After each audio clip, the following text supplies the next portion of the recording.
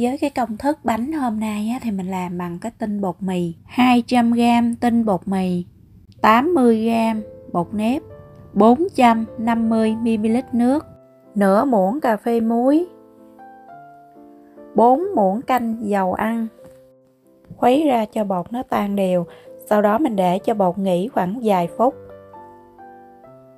170g tôm, xay cho nát ra, hoặc là dùng dao mình cắt nhỏ ra thôi, mình không có xay nhuyễn nha.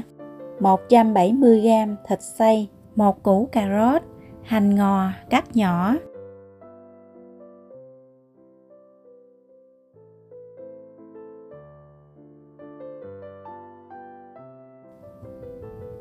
nửa muỗng cà phê muối, nửa muỗng cà phê đường.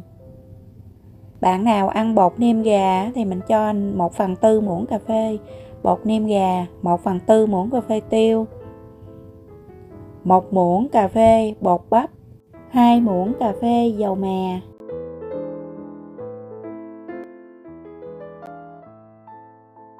Trộn cho gia vị này nó thấm đều. Sau đó mình mới cho cà rốt, hành ngò vào luôn.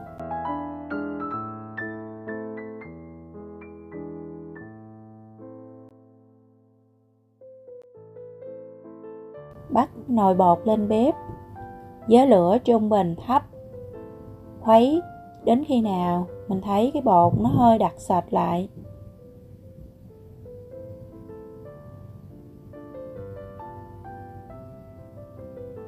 Đó, nó đặc sệt lại như vậy là được rồi. Mình tắt lửa, nhắc xuống, cho vào đây là 60g bột năng. Trộn cho cái bột năng này nó hòa quyện với cái phần bột mà lúc nãy mình khuấy đó. Thì cái nồi này nó rất là nóng, nó hút nước rất là nhanh, cho nên mình cho ra cái tô để đỡ hút nước, bị mất nước á. Lúc này là nó đỡ nóng rồi thì các bạn nhồi cái bột này nè, mình nhồi cho nhanh tay và nhồi ít thôi, không có nhồi lâu quá sẽ làm cho cái bột nó bị chai, nó cứng lại luôn. Cho nên mình nhồi mình thấy nó mịn là được rồi, không có nhồi quá lâu. Rắc cái bột tinh bột mì để làm cái bột áo, và mình cán mỏng, cán thiệt là mỏng ra luôn.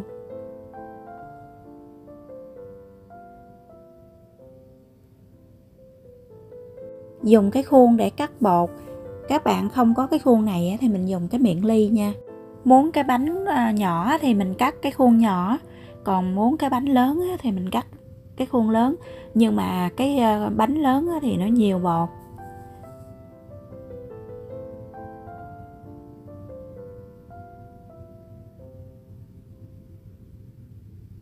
Rồi mình cắt qua một lượt, mình để sẵn ở đây, và các bạn nhớ đậy kín lại nha. Nếu mà không có đậy là cái bột nó sẽ khô rất là nhanh. Và rắc bột áo các bạn nhớ rắc cho nó vừa đủ thôi, đừng có quá nhiều bột áo. Đây là 5 miếng nè.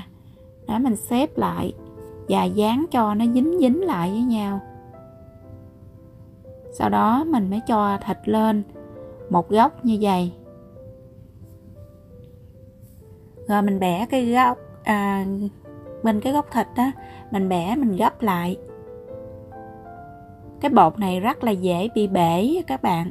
Nếu mà mình để khô một chút là sẽ bị bể ngay. Mình cuốn lại như vậy là được cái hoa hồng nè.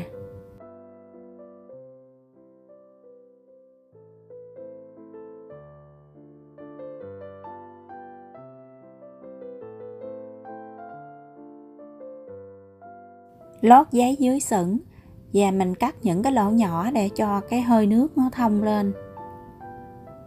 Một cái bánh mà mình cho một chút xíu màu, hoặc là các bạn có thể dùng màu củ dền hay màu lá cẩm cũng được. Màu hồng, thanh long, ruột đỏ các bạn dùng làm bánh khi mình hấp ở nhiệt độ cao thì nó cũng không có bị mất màu. Bông hồng rất là đẹp. Đây là mình chỉ nhấn cái bèo của cái bánh xếp thôi. Đó, mình xếp lại. Nếu các bạn không muốn làm hoa hồng thì mình chỉ cần xếp nó lại thôi. Đây là nhắn cái bèo nó nè.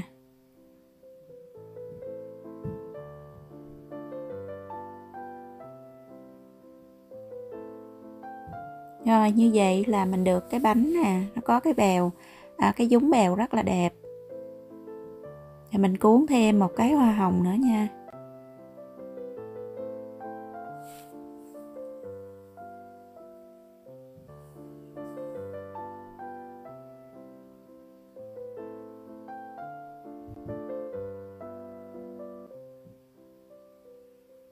Khi cuốn á, các bạn nhớ là mình không đè mạnh nha, không cuốn quá chặt, mình chỉ nới tay mình cuốn thôi.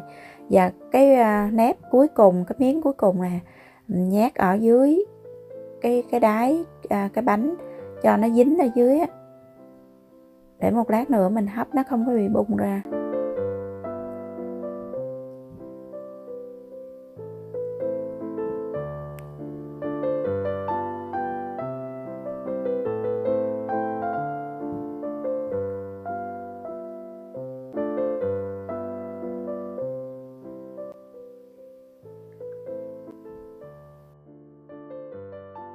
Lúc này là mình đã bắt cái nồi nước sôi lên rồi, hấp với lửa trung bình trong vòng 10 đến 12 phút. Khi bánh chín thì mình quét một lớp dầu lên trên mặt để cho bánh nó không có bị khô. Bánh này đặc biệt mình ăn nóng mới ngon. Để pha cái nước chấm thì 4 muỗng canh nước tương, 1 muỗng cà phê giấm. Các bạn dùng giấm đỏ, một ít tương ớt nữa là xong. Món bánh há cảo hoa hồng của mình hôm nay đã xong rồi. Chúc các bạn thành công. Hẹn gặp lại trong video tiếp theo.